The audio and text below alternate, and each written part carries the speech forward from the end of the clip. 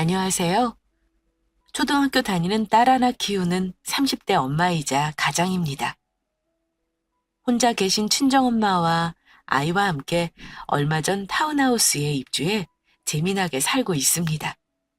나이 먹어가면서 자주 하는 생각이 있는데요. 다른 이와 비교하면서 내 삶을 한탄하기보다는 앞으로 내 이생에 더 좋은 일이 일어날 것을 믿고 노력한다면 반드시 내 노력에 보답이 있다는 겁니다. 제가 그 산증인이에요. 왜 그런지는 저의 이혼 스토리를 들어보시면 이해하실 겁니다. 저는 결혼 생활 딱 6년 못 채우고 이혼했어요. 벌써 이혼한 지 3년이 넘어가고 있고, 이혼할 때 유치원 다니던 어린 딸아이는 어느덧 초등학생이 되었네요. 솔직히 말하면 저 남의 불행 듣는 거 별로 안 좋아합니다. 사실 남의 가정사가 뭐 그리 재미있겠어요? 들어보면 그리 유쾌한 얘기가 아닌 게 대부분이니까요. 하지만 혹여 지금 저와 비슷한 나이에 힘든 일을 겪고 앞으로의 삶이 불안한 분들에게 제 사연이 힘이 되었으면 하는 마음으로 용기 내 사연을 보내봅니다. 생각해보면 결혼할 때부터 뭔가 틀려먹었던 것 같아요. 애까지 낳고 몇 년을 살았지만 결혼 생활 내내 이혼을 생각하지 않은 적이 없습니다. 그 이유는 염치라고는 물에 말아먹은 시어른들과 이기적인 남편 때문이었는데요. 물론 저와 남편도 둘이 만나 연애하고 결혼 결심할 때까지는 서로 좋아했습니다. 당연히 서로 좋아하니까 결혼하죠. 미래에 대한 기대 없이 결혼하는 사람이 있을까요? 저도 남편과 장밋빛 미래를 꿈꿨습니다. 결혼 얘기 나오면서 양가 경제적인 격차가 있다는 건 알았지만 크게 발목 잡을 일은 아니라고 생각했습니다. 저희 친정이 여유가 있었던 반면 시댁은 남편 결혼에 도움을 주지 못하는 형편이었는데요. 저는 그럴 바에는 친정 도움 안 받고 우리 힘으로 결혼할 생각이었어요. 그런데 부모 마음이 어디 그런가요? 특히 딸 가진 부모는 딸 시집 보낼 때 잘 살게 하고 싶은 마음이 크잖아요.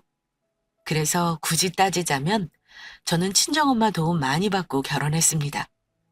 친정엄마는 그 당시 시가 3억 원 정도 하는 아파트를 저한테 증여해 주셨으니까요.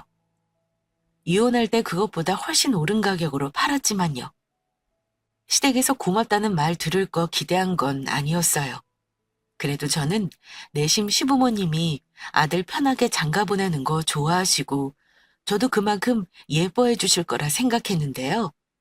당신 아들이 제일 잘난 줄 아는 시부모의 속마음은 그게 아니더라고요. 문제는 결혼하고 나서 그걸 알게 되었다는 거죠. 시모가 결혼 전부터 저를 그리 마음에 들어 하지 않는다는 건 눈치로 알고 있었습니다. 그런데 제가 집 해오겠다는 거를 솔깃해 하시며 마지못해 결혼시켰다는 건 알아요. 아마 그 이유 아니었으면 반대하셨을 겁니다. 이혼하고 나서 어머니가 제게 했던 말이 뭐였냐면요. 네 흠이야.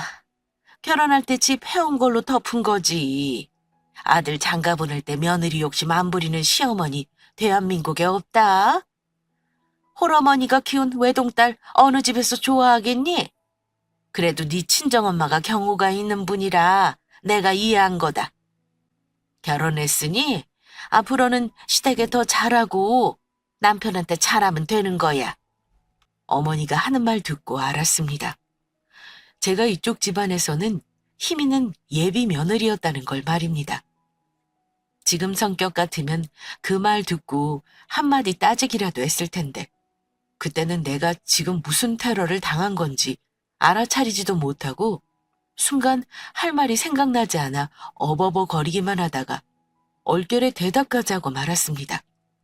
남편은 어머니 말에 당황해하면서 아이, 엄마, 그래도 이 사람 덕에 대출 없이 아파트 가지고 시작했잖아요. 내가 혼수한 게 집값에 비하면 세 발의 피고요.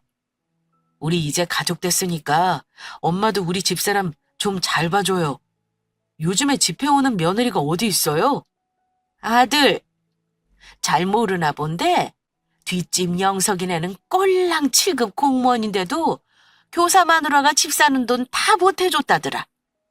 집은 해와도 요즘은 같이 돈 버는 며느리가 최고인 거 몰라? 어머니는 남의 집 며느리와 비교를 하시며 제게 고맙다거나 미안하다는 의사표시는 단 한 번도 하신 적이 없습니다. 시어머니가 그런 말을 했던 이유는 이렇습니다. 저는 아빠가 돌아가셨고 엄마와 단둘이 살았어요.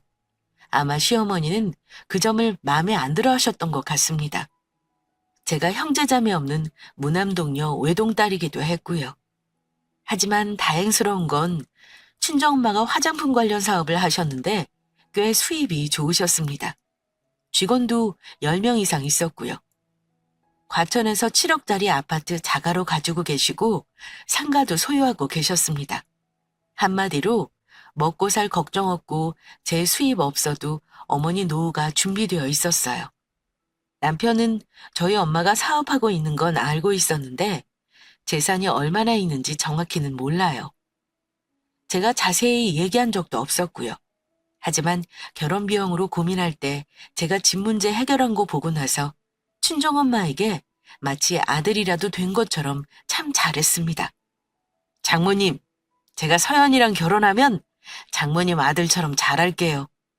날 시집 보낸다 생각 마시고 아들 하나 얻는다 생각하세요. 자네 집에서 우리 딸 홀어머니 밑에서 컸다고 괜히 흠잡을까 내가 걱정 많아. 자네가 잘 감싸주고 부모님 예쁨 받을 수 있게 잘 도와줘. 나도 김서방 이제부터 사위가 아니라 내 아들로 생각할 거네. 그럼요. 장모님, 저만 믿으세요. 저희 부모님도 서연이 겪어보면 며느리 잘 얻었다고 생각하실 겁니다. 그때만 해도 엄마는 사위를 참 예뻐하셨습니다. 회사에서 영업일을 해서 잔뼈가 굵어 그런지 어찌나 말을 번드르르하게 잘했는지 모릅니다. 시어머니가 저를 탐탁지 않게 여길 때 적극적으로 자기 부모 설득한 건 남편이었어요. 거기에 제가 집을 마련해 가는 것이 결혼하는데 가장 큰 기여를 한 거고요. 아마 제가 돈마저 없는 집딸이었다면 결혼 못했을 게 확실합니다. 어쨌든 결혼해서 초반에는 크게 문제는 없었습니다. 남편은 연봉이 4천 정도 되는 중소기업에 다녔고요. 하지만 결혼하고 1년 정도 지나 제가 첫 아이 출산을 앞두고 있을 때쯤 슬슬 저한테 회사를 관두고 싶다는 밑밥을 깔기 시작했습니다. 하필 그때 출산을 위해 다니던 직장을 관두고 집에 있었던 때라 남편이 직장을 관두고 싶다는 뉘앙스를 비출 때마다 저는 남편을 뜯어 말렸습니다. 요즘 사업 안 하면 큰돈 벌기 힘들어.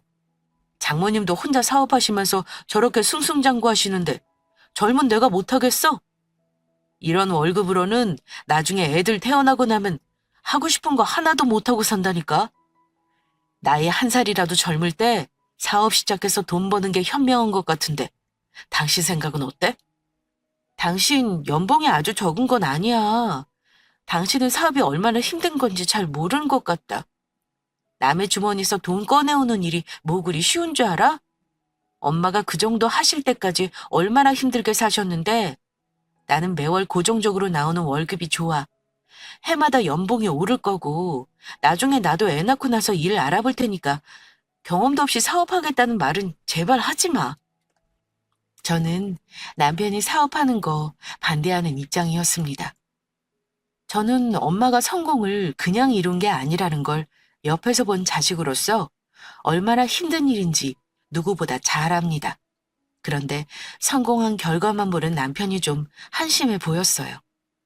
성공이라는 열매를 맞기까지 엄마가 얼마나 치열하게 고생한 건 보지도 않고 말입니다.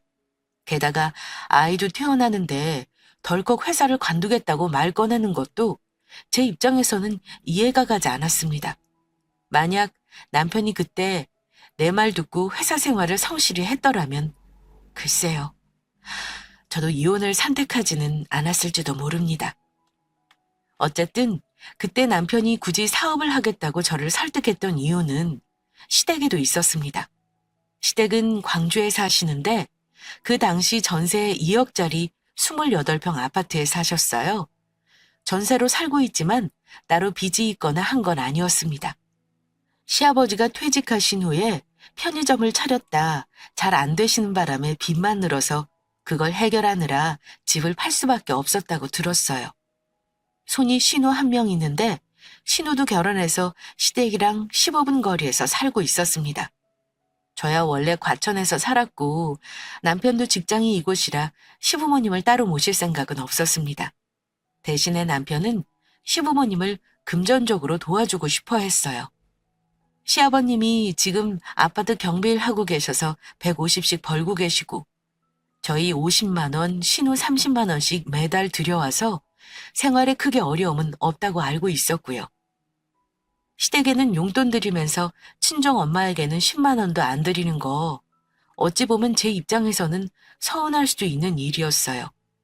하지만 남편 수입으로는 시댁에 드리는 돈만으로도 벅차 매달 10만 원의 지출도 크게 느껴지는 터라 쉽지 않았습니다. 그러는 와중에도 남편은 틈만 나면 사업 타령을 했었어요. 하도 듣기 싫어하니 나중에는 부부싸움까지 하게 될 정도였고요. 남편이 회사를 간둔다는 말은 그냥 지나가는 바람 같은 게 아니었습니다. 심지어 퇴직금으로 사업을 벌어보겠다는 구상을 하길래 그때 이 사람 말려서 될 게 아니구나 하는 생각을 했습니다. 그러다가 남편이 저 몰래 사고를 쳤다는 걸 알게 되었는데요. 그것도 다름 아닌 신우이의 전화를 받고 나서였습니다. 올케, 현우 얘 요즘 뭐하고 다닌대? 생활비 안 보낸 지 벌써 2달 넘어서 무슨 일 있나 해서 말이야. 올케는 모르지? 네? 생활비를 안 드렸다고요? 저는 금시초문인데요. 남편이 그런 말 한 적 없는데 제가 한번 알아보고 연락드릴게요. 아무리 힘들어도 살뜰하게 챙기던 자기 부모님 용돈을 벌써 2달이 넘게 못 받았다는 신우이의 말을 듣고 저는 놀랐습니다. 그래서 남편에게 무슨 일이냐 물었는데 남편 하는 말은 놀라웠습니다. 조금만 더 지나서 말하려고 했는데 사실은 나 2달 전에 이미 회사 관뒀어, 여보. 이미 저지른 일이니까 잔소리는 안 했으면 좋겠어. 직장을 이미 관뒀다는 말에 화가 나서 말했습니다. 이미 그만뒀다고? 그만두기 전에 나랑 미리 상의했었어야지. 그럼 2달 동안 시댁에 생활비 안 드리고 당신 뭐 한 거야? 내가 사업한다는 거 당신이 너무 싫어하는데 어떻게 솔직히 말해? 자리 잡고 말하려고 했지. 사실은 장모님이 나 도와주신다고 했거든. 부모님 용돈은 다음 달부터 드릴 거야. 내가 우리 부모님한테 직접 말씀드릴게. 우리 엄마가 도와준다니 그건 또 무슨 소리야? 나 모르게 당신 무슨 짓을 한 건데? 장모님 상가 건물 있잖아. 장모님이 거기서 당분간 월세 안 받고 가게 차릴 수 있게 도와주신다고 했어. 알고 보니 회사 관두기 전 남편은 친정엄마를 찾아가 사업을 도와달라 벌써 말을 했더라고요. 저한테는 비밀로 해달라면서요. 남편에게 자초지종을 듣고 나서 친정엄마에게 달려가 얘기를 들어보니 이미 남편은 몇 달 전부터 엄마 도움을 받아 퇴직 준비를 착실히 해왔다는 걸 알게 되었습니다. 엄마, 나한테 말도 없이 김서방 도와주겠다고 하면 어떻게 해? 그 사람 경험도 없고 수완도 없어. 사업할 능력 있는 사람이면 내가 말렸겠냐고. 남자가 저렇게 해보겠다고 하는 거 말리기 쉽지 않은 거야. 엄마도 다 겪어봐서 알아. 하다가 말아먹어도 다 김서방이 책임질 일 아니니? 다행히 엄마가 도와줄 부분이 있으니 해주겠다 한 거야. 너무 걱정 마. 똑똑한 사람인데 설마 네 가족 하나 책임 못 지겠어? 이왕 이렇게 됐으니까 아무 소리 말고 그냥 놔둬. 남자가 하겠다는 거 말리면 나중에 네가 원망 들어. 그래도 엄마도 대출 갚는 거 있는데 그거 월세 안 받으면 수입이 적어지는 거잖아.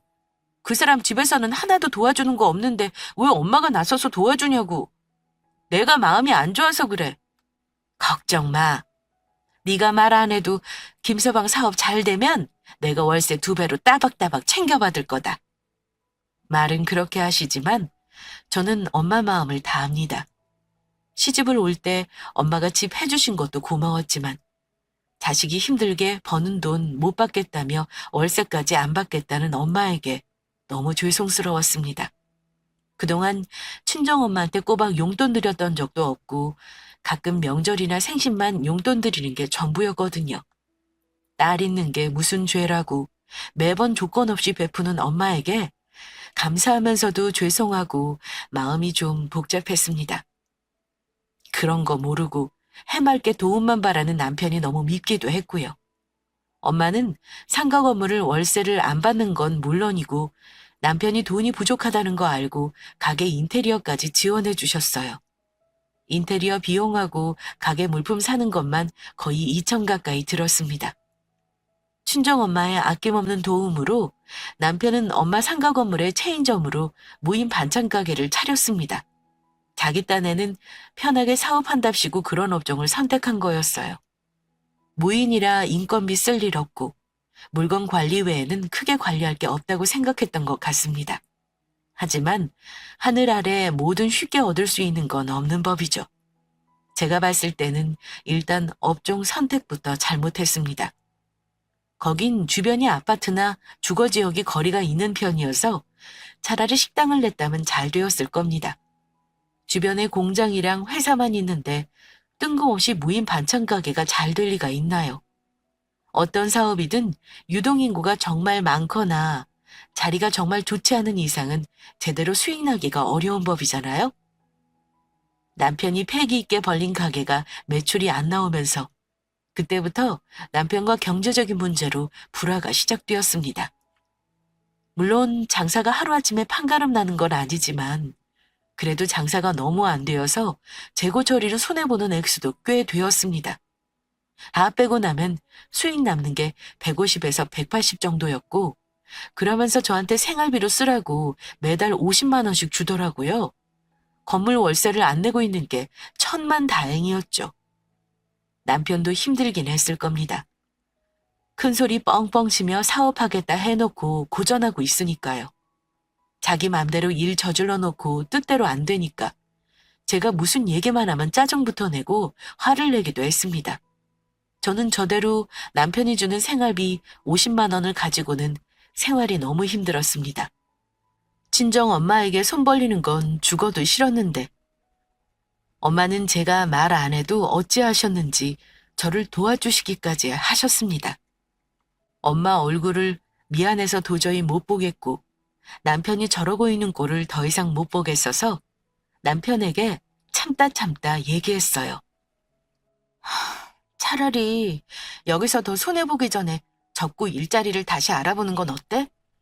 제 말을 듣고 나서 남편은 화부터 버럭 내더라고요. 사업이든 뭐든 1년은 해봐야 자리도 잡히고 어찌 될지 아는 거지. 시작한 지 얼마나 됐다고 바로 그만두라는 말을 해? 하면서 저를 나무라는 겁니다. 지나가는 사람 붙잡고 말해봐. 나한테 고작 50만 원 주고 살라고 하는데 이거 가지고 한 달 살 수 있는지 말이야. 당신 그거 알아? 우리 엄마가 생활비 안 도와주면 우리 하루에 한 끼만 먹고 살아야 해.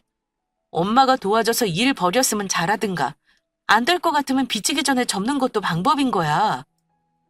남자에게 돈 못 벌어온다고 타박하는 게 얼마나 자존심 상하는 일인지 잘 압니다. 하지만 저도 1년 이상은 더 버티기 힘들 것 같아 결론을 내고 싶었습니다. 그런데 남편은 내가 자기 자존심을 건드렸다고 생각했는지 사업 접으라는 들어와 저에게 이기적이고 못된 년 소리까지 하는 겁니다.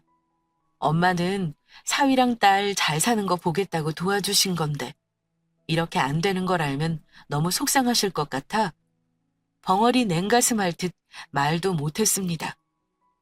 더 황당했던 건 시댁의 태도였습니다.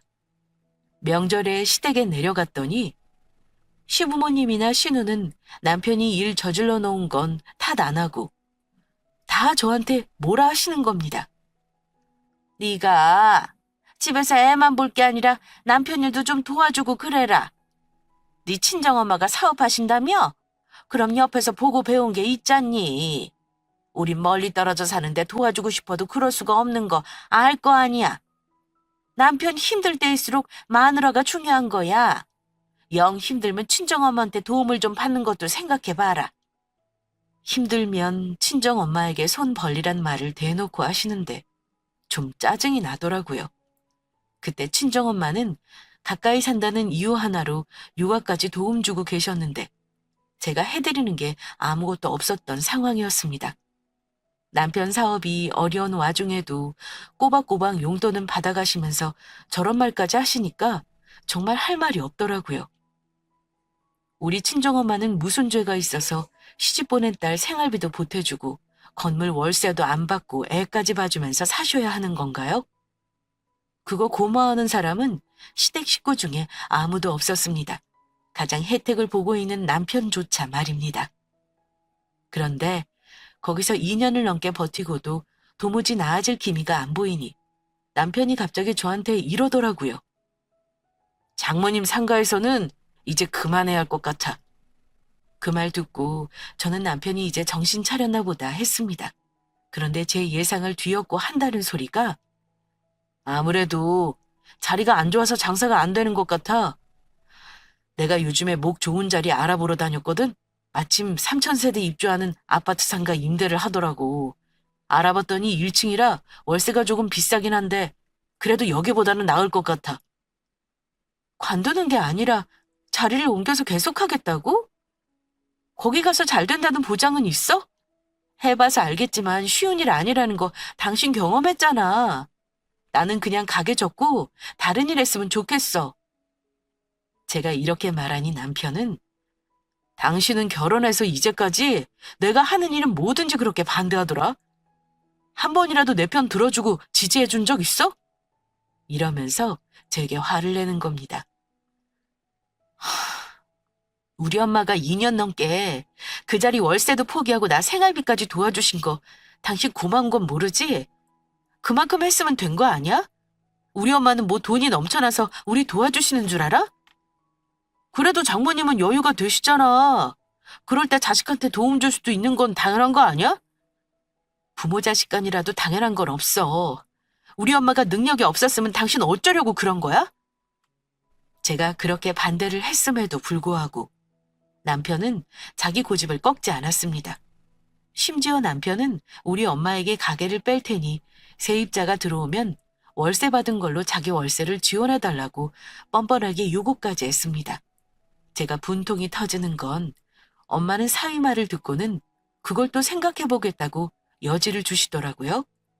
그 말 듣고 제가 열받아서 밑 빠진 독에 물 붓는 거라고 엄마를 말렸고요. 그랬더니 남편은 제가 엄마 도움 안 받겠다고 했다며 남편 일에 도움 안 주는 못된 와이프라면서 몇 날 며칠을 괴롭혔습니다. 서로 싸우느라 결론도 못 내고 있었고요. 그러는 와중에 마침 추석이 다가와 시댁에 내려갔을 때였습니다. 원래 시댁이 가면 앞치마부터 두르라고 하시던 시어머니가 그날은 제게 할 말이 있다고 하시더라고요. 어머니는 차가운 표정으로 입을 떼셨습니다. 너희들 사정 얘기 다 들었다. 근데 이야기 들어보니 지금 상황에서 뭐 어떻게 해보든 안 될 것도 없다 싶구나. 내 아들이 어련히 좋은 자리를 알아봤겠니? 그런 좋은 위치가 있었으면 진작부터 네 친정엄마 상가가 아니라 거기서 가게를 열었어야 했어. 어쨌든 내가 말하고 싶은 건 네 남편이 잘 되는 게 너도 좋은 거 아니냐는 거야. 내 아들이 알아본 상가에 가게 내는 걸로 하고 당분간 월세도 지원받을 수 있게 네가 좀 손을 써줘라. 사위가 말하는 거보다는 딸이 말하는 게 당연히 더 먹힐 거 아니니? 네 엄마도 돈 놔뒀다가 못에 쓰시겠어. 딸 내외 도와주시는 거 설마니 아깝다 하시진 않을 거 아니냐. 네가 중간 역할을 잘해야 하는 건데 넌 네 역할을 해도 너무 할 만큼 안 하고 산다. 이러시는 겁니다. 어머니는 이미 남편에게 시시콜콜한 얘기를 다 전해 들은 것 같았습니다. 남편이 돈이 있는 것도 아니고 시어머니가 돈 주실 수 있는 것도 아니면서 너무 당당하게 요구하시는 것도 기분 나빴고 남편이 그런 시시콜콜한 얘기들 전부 시어머니한테 말했다는 사실도 기분 나쁘더라고요. 게다가 엄마에게 도움받는 걸 저보고 말하라는데 어쩜 그렇게 당당할 수가 있는 건지 너무 화가 나더라고요. 하지만 그 자리에서 저는 하고 싶은 말 다 참고 말씀드렸습니다. 어머니, 아무리 딸이라도 돈 보태달라는 말 그렇게 쉽게는 못해요. 저희가 상의해서 결정하겠습니다. 앞으로는 부부가 결정해야 할 일 뭐라고 하지 않으셨으면 좋겠어요. 그리고 남편에게도 부부 사이의 일, 나 모르게 어머니 귀에 들어가는 일 없게 해달라고 했고, 매장 옮기는 문제는 다시 한번 생각해보겠다 했습니다. 누구 하나 져주는 사람 없으면 끝날 것 같지 않아서 제가 한 번 더 져준 거였습니다. 결국 남편은 자기 고집대로 자기가 원하는 자리에 매장을 이전했습니다. 그런데 정말 남편은 사업해도 안 될 사람이라 그런 건지 새로운 곳으로 옮겨도 가게 매출은 좀처럼 나오지 않았습니다. 처음 한두 달은 반짝하더니 그 다음에는 제자리 걸음이었어요. 심지어 친정엄마는 남편 가게 뺀 자리에 세입자가 들어와 내는 월세를 남편에게 지원해 주시기까지 했습니다. 제가 힘들어하는 거 뻔히 아시고는 남편 요구대로 해주신 거였어요. 그렇게 1년을 또 버텼네요. 그런데 그때쯤 생각지도 않은 일이 터지고 말았습니다. 잘 되는 줄로만 알았던 엄마 사업이 휘청거렸던 겁니다. 홈쇼핑에도 납품할 정도로 매출이 잘 나오던 업체였는데 무슨 성분 하나가 유해하다고 소문이 나면서 한순간에 거래처가 막히고 생산한 제품을 폐기 처분까지 했습니다. 자금 압박이 심해진 엄마는 급하게 상가 건물을 처분해야 했고 남아있던 현금 자산과 주식도 급하게 부도를 막는 데 쏟아부었습니다. 엄마의 발빠른 대처로 운 좋게 부도는 피했지만 사정상 회사를 다른 사람에게 넘겨야 했고요. 결국 엄마는 살고 있는 아파트와 노후화된 빌라 하나, 얼마간의 현금 자산만 남기고 사업을 접고 말았습니다. 당연하게도 남편에게 지원해주던 월세도 내주지 못하게 되었죠. 남편 일도 잘 안 되는데 엄마에까지 수습을 도와주느라 거의 반년을 고생했습니다. 그런데 그때 제가 남편으로부터 정말 황당한 요구를 받게 되었는데요. 검은 머리 짐승은 거두는 거 아니라더니 남편 놈이 그간 우리 엄마에게 입은 도움은 생각지도 않고 제게 뭐라는 줄 아세요? 글쎄, 저에게 이혼을 하잡니다. 도저히 힘들어서 못 버티겠다. 그냥 우리 이혼하자. 네가 하자는 대로 해줄 테니까 이혼만 해줘. 이혼을 요구할 사람이 저라면 모를까. 제가 무슨 잘못을 했다고 남편이 먼저 이혼을 요구하는지 괘씸한 생각이 들었습니다. 이미 이혼이라는 말이 부부 사이에 나온 이상 저도 그냥 넘어갈 생각은 없었고요. 이혼아 들어보자는 마음으로 물었습니다. 이혼? 내가 무슨 잘못을 했는데 당신이 먼저 이혼 얘기를 꺼내? 장모님이 나 더 이상 월세 지원도 못 해주는 마당에 내가 당신하고 더 같이 살 이유가 있어? 이혼하고 싶었던 거 참고 있었던 건 당신 아니야? 좋게 좋게 여기서 그냥 헤어지자. 월세 도움 못 받으니까 살 이유가 없다는 건 우리 엄마한테 더 나올 게 없으니까 이혼하자. 뭐 그 뜻이야? 굳이 말하자면 그렇다는 거야. 나도 빼먹을 게 있어야 너랑 살 거 아니냐? 나도 힘든데 당신 장모님 힘든 것까지 내가 감당하고 살 자신은 없어. 애는 당신이 데려간다면 안 말려. 그렇게 해. 재산 분할 정확히 계산해서 해줄 테니까 합의 이혼하자. 친정에 빼먹을 게 없으니 이혼하자는 남편놈. 이해가 가시나요? 결혼해서부터 지금까지 도움받은 걸 그런 식으로 갚는 남편을 보고 저 역시 남은 인생 같이 할 생각이 없었습니다. 다만 남편이 먼저 이혼을 요구하니 그게 너무 화가 나고 열이 받더라고요. 거기다 자기는 새 출발하기 쉽게 아이까지 선뜻 제가 키우라는 인간 같지도 않은 사람이었습니다. 오히려 제가 이혼을 요구해도 시원찮을 판이었는데 말입니다. 게다가 남편과 나눌 만한 재산이 뭐가 있겠습니까? 빚을 안 나누는 게 다행이라면 다행이었죠. 제가 해온 거 그대로 가지고 나가면 그만인 이혼이었습니다. 주객이 전도된 채로 저는 그렇게 이혼당했습니다. 물론 제가 원하지 않았으면 버텼겠죠. 하지만 우리 엄마 사업 정리하고 더 빼먹을 거 없으니 이혼하자는 놈이랑은 단 하루도 같이 있고 싶은 마음 없었습니다. 신변 정리하면서 엄마에게는 입이 떨어지지 않아 한참 후에 말씀드렸는데 엄마가 속상하신 건 말도 못합니다. 제가 살면서 제일 큰 불효했다고 느꼈던 게 저 이혼할 때였습니다. 그래도 지금 생각해보면 이혼하고 나서 더 잘 풀린 셈이니 전화위복이 된 거네요. 하지만 시시때때로 전 남편에게 화가 나고 우라가 치미는 건 어쩔 수 없더라고요. 남편과 합의 이혼을 하고 나서 저는 제 명의의 집을 팔고 엄마와 살림을 합쳤습니다. 그때가 제 딸 겨우 6살이었어요. 면접 교섭권을 애아빠에게 줬는데 그 인간은 바쁘다는 핑계로 한 달에 한 번 자기 자식 보는 것도 미루더군요. 무엇보다 새 식구 먹고 사는 문제가 제일 걱정이었는데요. 회사에 취직할 생각에 여기저기 이력서를 넣었지만 경단료를 써주는 마땅한 회사가 없었습니다. 그래서 시작한 게 지금 운영하는 식당입니다. 저는 집 매매한 돈에 대출을 조금 더 받아 친정 근처 상가를 한 곳 매입해 그곳에 프랜차이즈 식당을 차렸습니다. 프랜차이즈지만 단가가 센 고급 레스토랑이었고 그 지역 젊은 부부들 사이에 입소문이 잘 나서 오픈 때부터 장사가 참 잘 되었습니다. 엄마가 사업을 해본 경험이 있으셔서인지 제가 많은 도움을 받기도 했고요. 때마침 신규 아파트 단지가 속속들이 들어서고 입주를 시작하면서 매출은 더 오르기 시작했고요. 간단히 말씀드리니 쉬워 보이지만 그 과정은 결코 쉽지 않았습니다. 그때 한창 매출을 키워나가는 시점이라 저 역시 카운터만 지키고 있지는 않았습니다. 다른 종업원과 마찬가지로 서빙할 때 유니폼도 갖춰 입고 고객을 상대했어요.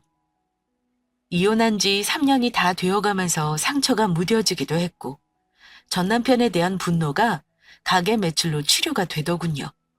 그러던 어느 날 예상하지 못한 손님이 우리 가게를 방문했습니다. 점심 장사에 손님이 몰려 저 역시 서빙으로 바쁠 때였는데 낯익은 얼굴이 가게 안으로 들어서더군요. 그 사람은 바로 전 남편 놈이었습니다. 저도 놀랐지만 전 남편도 저를 보고 놀라긴 했습니다. 식당이 남편이 사는 곳과 그리 멀지도 않기도 했지만 제가 하는 가게인 걸 알고 온 눈치는 아닌 듯 했어요. 제가 모른 척 고개를 돌리고 피하려 하는데 전 남편이 저를 보고 먼저 말을 건네더군요. 당신 여기서 일하나 봐? 나는 당신이 여기서 일하는 건 진짜 몰랐어. 오늘 모임이 여기 있어서 지인들 만날 텐데 당신 불편하겠다. 미리 다른 곳에 좀 가 있던가 해. 나 여기서 일해. 내가 불편할 게 뭐 있어?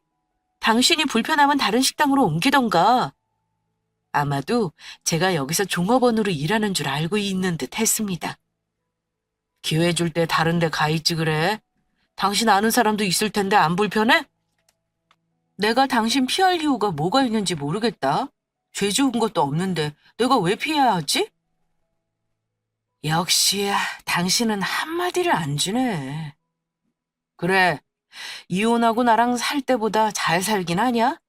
그렇게 남편 앞길 막고 반대만 하더니만 네 맘대로 사니 잘 되는 것 같아? 당신 이러고 있는 거 보니까 난 이혼한 걸 잘한 것 같아. 돈이 급하긴 했나 봐. 네 엄마 망했는데 네가 할 수 있는 게 이런 일밖에 더 있겠냐? 비아냥거리는 전 남편이 어이가 없었지만 일단 그냥 듣고만 있었습니다. 그 인간이 정말 못된 게요. 제가 가만히 있자 저를 더 모욕하고 싶었는지 한마디를 더 하더라고요. 여기 음식 나르는 걸로 생활은 되냐? 너 설마 내가 보내는 양육비로 생활비 다 충당하는 거 아니지? 경고하는데 그건 내 딸 교육비로만 써라. 왔으면 음식이나 많이 먹고 네 갈 길 가라. 저는 한마디 던져주고 자리를 피했습니다. 얼마 후 지인들과 식사를 마친 전 남편이 계산을 위해 카운터로 오더군요. 저는 말없이 카트를 받아 계산했습니다. 그리고 가려는 그 인간에게 한마디 했습니다. 여기 내 명함이야. 뭐 당신 온다고 내가 불편할 건 없어. 나야 장사 잘 되면 좋은 거니까 오든지 말든지 당신 좋을 대로 해. 제 명함을 받아든 남편이 놀란 표정으로 저와 명함을 번갈아 보더군요. 뭐야, 이게? 설마 여기 사장이 당신이야? 보면 몰라? 거기 대표가 내 이름이잖아. 이 식당 주인 나야. 당신은 내가 종업원인 줄 알았나 봐? 야, 그럼 왜 아까 말 안 하고 가만히 있었어? 너 이 식당은 언제 차린 건데? 언제겠냐? 당신하고 이혼하고 내 재산 다 털어놓고 영혼까지 다 갈아놓고 차렸지. 물론 지금은 효자 노릇 톡톡히 하고 있어. 당신이 1년을 일해도 못 만지는 돈 나는 한 달이면 버니까. 왜? 막상 내가 사장이라니까 이혼한 게 아쉽냐? 남편은 똥 씹은 표정으로 한참 동안 제 명함을 들여다보더군요.